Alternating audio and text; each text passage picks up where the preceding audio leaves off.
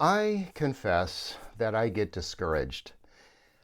A while back, just a few years ago, I just remember looking at the world and wondering, will human beings be able to survive themselves?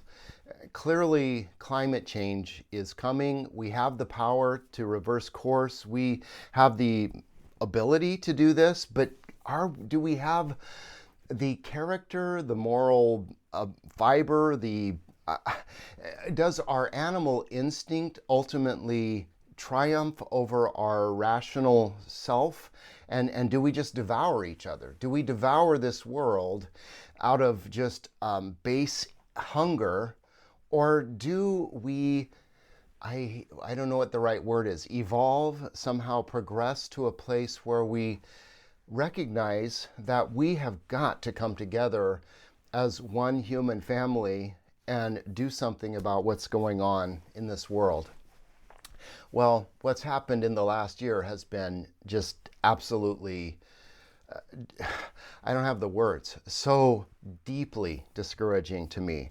To have a president who is saying, drill, baby, drill, and rolling back environmental regulations, to need to have a world where we're extending our love and compassion for other people and opening up our hearts and sort of bringing people together, to have a president who has opened up concentration camps and is putting brown people in them in our country. And I'm sorry if that sounds a little harsh to you, but I'm going with Heather Cox Richardson there. I think the proper term for these camps is concentration camps. To be in a nation now that is bombing sort of indiscriminately other countries without any clear justification or reason, and drawing other people into this conflict, we just feel to me like a pack of wolves devouring each other. And it's so discouraging, and I find that to be like this dark cloud over my head that makes it hard to even just get up and go through my day. My day just feels so small and insignificant in light of these enormous catastrophes that are taking place all around me. Last week, I went with Julie to see The Wisdom of Happiness, which is an interview with the Dalai Lama, who is now 90 years old. And, I was hoping for maybe some inspiration, something I could hold on to. And in a word, you could summarize what he had to say as just breathe. Breathe in, hold it, let it out. Feel your heart rate decrease. Extend compassion and kindness to other people. This is all great advice, right? I mean, I'm all for this, but really, is this going to save the world? I guess if everyone did it. But as I look at the dogs of war and the dogs of stupidity ravaging the human race, I'm not sure we're going to be able to get everybody to just stop and just breathe. What I really feel like doing, and what I feel like a lot of people feel like doing these days, is just screaming like ah, and clearly that's no help either. So what do you do? Do you just try to find a happy place, go to your happy place and try to ignore what's going on, pretend like everything's okay? How do you live in this world right now? This isn't the first time humanity has been here.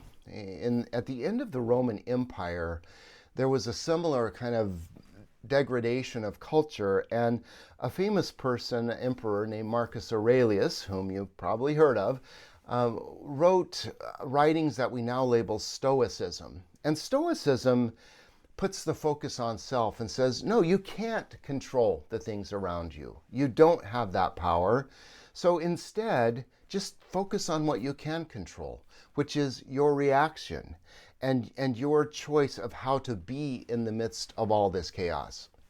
Well, again, that's personally useful, but in terms of making any difference in the world, it feels a little bit, again, like running to your happy place or trying to escape from the world. Get up in the morning and I think, why would I want to face this day? What's the point of going on? This week, I found myself repeating the Serenity Prayer, and I found a lot of wisdom in that. And I'm not talking about the Serenity Now prayer, the Frank Constanza, Serenity Now! where he's kind of making fun of this thing I'm talking about, where this idea that we can just go to our happy place and everything will be okay. And you can just see, I mean, there's just Frank Constanza. There's no greater sitcom character than that. Just veins popping, Serenity Now, Serenity Now. I mean, it doesn't work, right? So I'm not talking about the Serenity Now prayer.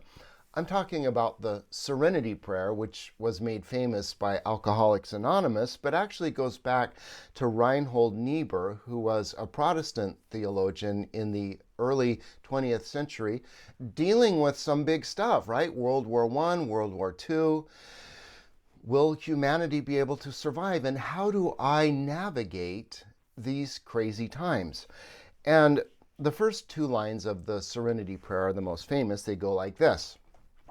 God, grant me the serenity to accept the things I cannot change, courage to change the things I can, and the wisdom to know the difference. I love that.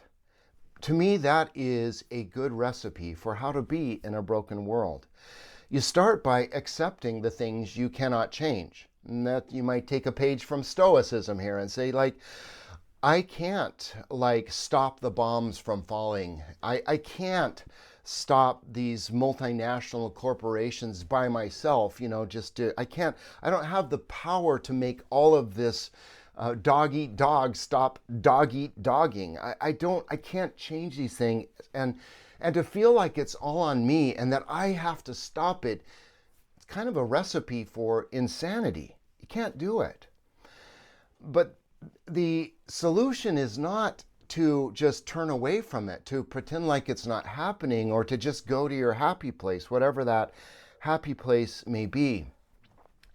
Facing up, for me, has been about really facing the cruel realities of our world.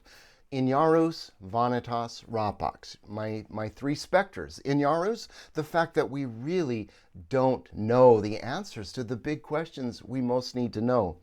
Vanitas, well, the fact that we all die, the fact that we can never reach that happy ending where everything's okay and we all live happily ever after. When we get there, we have to turn the page and on to the next thing. So Vanitas, and then Rapax, the one I'm mostly talking about today, the fact that nature is red in tooth and claw, and as human beings, we are a part of nature. And so my assertion with facing up is that I can't change that, but I can face that and choose how to respond. I know that sounds very stoic, but the response goes beyond just a happy place. The response is, well, in the face of Inyarus, I choose wonder. I can't explain it, but wow.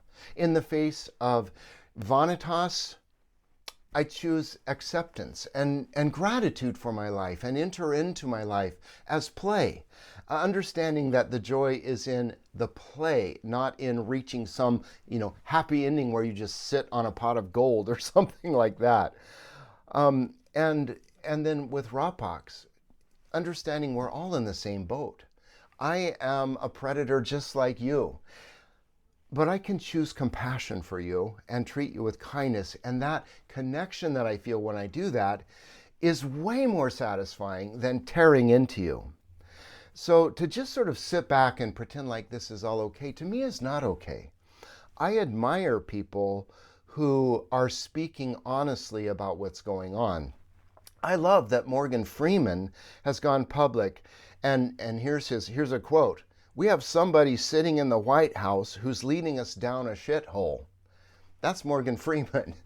And I appreciate someone just calling it for what it is. Trump is leading us into this dog-eat-dog sort of mentality that's just making things go straight to hell.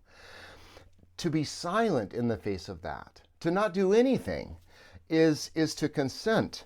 As so many of the just spineless Republicans in Congress are just sitting back, hoping this will blow over, going to their happy place, doing whatever they do, but not confronting this. It's not okay just to say, Serenity Now, or to just breathe, or to whatever, focus inside. I mean, all of that is a great place to start, but it's not enough. And that's where we come to the second phrase of the Serenity Prayer, which I think is just so powerful. Yes, grant me the wisdom not to try to change the things I can't change, but grant me the courage to change the things I can. I love that. And so there are things that I can do today.